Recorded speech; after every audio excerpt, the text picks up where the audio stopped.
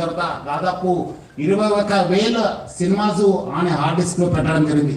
మొత్తము పాత ఫిలిమ్స్ అయిన గాడ్ ఫాదర్ మీ అందరు కూడా తెలుసు, చారిత్రాత్మక ఐతిహాసిక ఫిలిం అయిన గాడ్ ఫాదర్ అంటే 1972లో ప్రొడ్యూస్ అయిన ఆ మూవీ నుంచి మొన్న వచ్చిన ఓజీ మూవీ దాకా కూడా ఆయన దగ్గర ఈ ఒక్క హార్డ్ డిస్క్ లో ఉండడం మనం చూశాను. మొత్తము బాలీవుడ్, టాలీవుడ్ కూడా ఈయన చాలా మూవీస్ ఆయన దగ్గర ఉంది. చాలా నష్టం జరగడం జరుగుతుంది.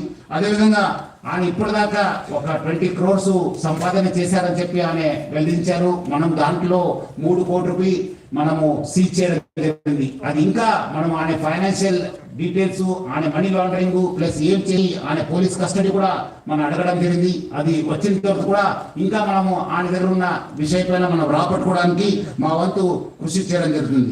మొత్తం ఈ కేసెస్ పైన కూడా, ఎందుకంటే ఇది ఇంటర్నేషనల్ లింక్స్ ఉంది, ఇంటర్నేషనల్ నుంచి అక్కడ వేరే దగ్గర నుంచి కూడా ఆయన ఆపరేట్ చేయడం జరుగుతుంది. సో ఆయన దగ్గర నుంచి కూడా మనము ఇన్ఫర్మేషన్ రాబట్టుకోవాలి. అందుకు మనము సిబిఐ మళ్ళీ ఎన్ఫోర్స్మెంట్ డైరెక్టర్ అధికారులను కూడా మనము అప్రమత్తం చేయడం జరుగుతుంది.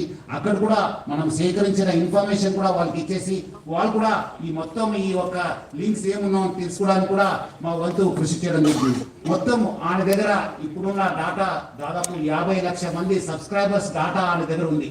అంటే మీకు తెలుసుంటుంది, డాటా ఈజ్ పవర్ఫుల్. ఈ ఒక్క ఆధునిక యుగంలో, మోడర్న్ టెక్నాలజీలో డాటా ఈజ్ పవర్ఫుల్. ఎవరి దగ్గర డాటా ఉంటుంది వాళ్ళు చాలా పవర్ఫుల్ ఉంటారు.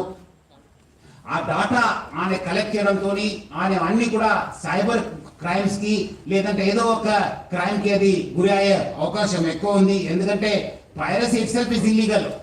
ఎందుకంటే పైరసీ అనేది ఇల్లీగల్. ఎవరు కూడా ఈ పైరసీ మూవీస్ ప్రమోట్ చేయడం కానీ చూడడం కానీ కూడా ఇల్లీగల్. సో చాలా మంది ఏదో రకరకాలు అనుకుంటారు, ఏదో మనం చూస్తున్నాం కాదని చెప్పి. బట్ లేదు, వెనుక ఒక పెద్ద ర్యాకెట్ ఉందని చెప్పి ప్రజలందరూ కూడా అర్థం చేసుకోవాలి. ఈ అన్ని కూడా మీ డాటా అంతా డార్క్ వెబ్ లో లేదంటే ఏదో ఒక వెబ్ లో మీకు అవైలబుల్ ఉంటున్నావు. అది